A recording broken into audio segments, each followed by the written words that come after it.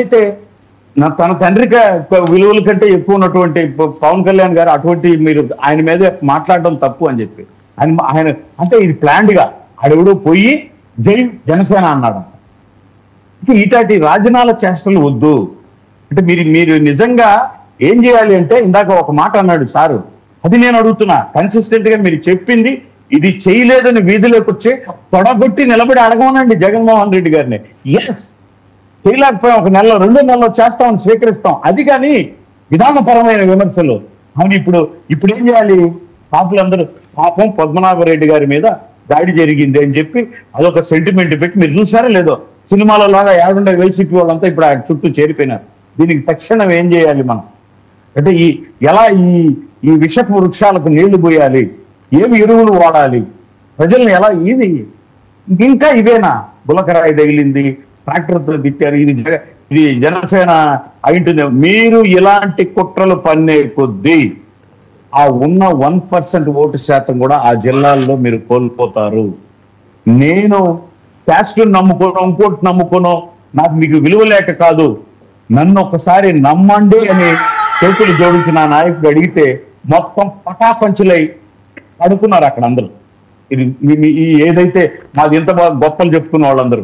మరి ఈ రోజు కూడా అదే పరిస్థితి, ఇంకా అది ఆ స్థాయి దాటి 100% వెళ్ళిపోవడమే గాని అక్కడ తగ్గేదనేదే ఉండదని చెప్పి తెలియదు. దాడి ఏం చేస్తే అది కుట్రా లేకపోతే ఏమన్నా అజ్ఞాత కుట్రైనా ఎవడో వరకు పోయి కాలం ఎక్కువే మందు ఆగిపోయి 4 మీద పడుతుంది కదా, చెదకొట్టేశారు ఆయన్ని.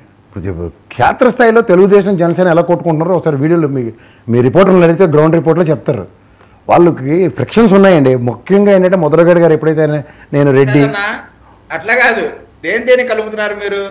ముద్రగారు ఇంటి పైన దాడి చేసిన వాడిని కొట్టడానికి క్షేత్రస్థాయిలో జనసేన తెలుగుదేశం, అసలు మీరు దేని కలిపి మాట్లాడుతున్నారు నాకు అర్థం కాల. నేను దేనికి కలిపి మాట్లాడట్లేదు, వాస్తవాలు చెప్తున్నా. మీరు అంశం ఏంటంటే కుట్ర ఏటి కుట్ర కావాలని చేసి కాదండి, కుట్ర ఇందులో బ్యాక్. ప్రసాద్ సార్ ఒకే నిమిషం. ప్రసాద్ సార్, ఇక్కడ ఒక సంసారం ఉన్నాక కలిసిపోతూ ఏదో మేము మాట్లాడుకుంటున్నామో ఏమో, వాస్తవం మాట్లాడితే అసలు ముందే ఒకే సంసారంలో 4 గుంపట్లే కొట్టుకుంటున్నారు సార్ వైసీపీలో.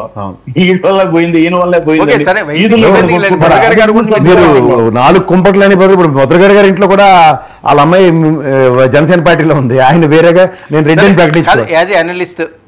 ఒకటి చెప్తాను సార్, ఆయన కాపు సామాజిక వర్గానికి పోరాట యోధుడి కింద ఉన్న దగ్గర కాడి వదిలేసాడు. ఆయన కాడి వదిలేసిన తర్వాత నేను మొన్న విజయవాడలో ఒక సమావేశానికి కొన్ని వెళ్ళాను. అక్కడ కొన్ని కాపు సామాజిక వర్గాల నుంచి వచ్చిన రిప్రజెంటేటివ్స్ కూడా వాళ్ళు చాలా దీనిగా మాట్లాడుతున్నారు ముద్రగడ గారిని. అప్పుడు నాకు అనిపించింది, ఎందుకు ఆయన స్థాయిని మీరు ఎందుకు తగ్గిస్తారంటే, ఏందండి మమ్మల్ని నడి సముద్రంలో వదిలేసాడు, దగ్గర ఇన్ని సంవత్సరాలు 33-34 సంవత్సరాల పోరాటంలో మమ్మల్ని గాడి వదిలేసి వెళ్ళిపోతే మేము ఏం చేయాలని వాళ్ళకి ఒక డిఫరెన్సెస్ ఉన్నాయి. ఇప్పుడు ఓవరాల్గా ఏంటంటే ఒక పార్టీ పరంగా వాళ్ళ అధికారంలో ఉన్న జనసేన పట్ల ఉన్న కన్సర్న్ ఆ సామాజిక వర్గానికి వాళ్ళ ముద్రగడ గారి పట్ల ఖచ్చితంగా తగ్గే ఉంది. ఇప్పుడు ఆయన మళ్ళీ బీసీల్లో కలపడానికి ఇవన్నీ తిప్పలనే దగ్గర ఎక్కడికక్కడ కన్ఫ్రంటేషన్స్ కుదరట్లేదు. అండ్ మోరోవర్ వాళ్ళ జనగణన విషయంలో కూడా వాళ్ళు చాలా కేటగారికల్గా ఫుడ్ డౌన్ చేసే ఉన్నారు. ఇప్పుడు కాపు సామాజిక వర్గానికి బీసీ అన్న నినాదం ఫేడ్ అవుట్ అయిపోయి ఉంది అక్కడ ఆయన పరంగా. అయితే ఆయన అయితే దానికి కట్టుబడి ఉన్నాడు.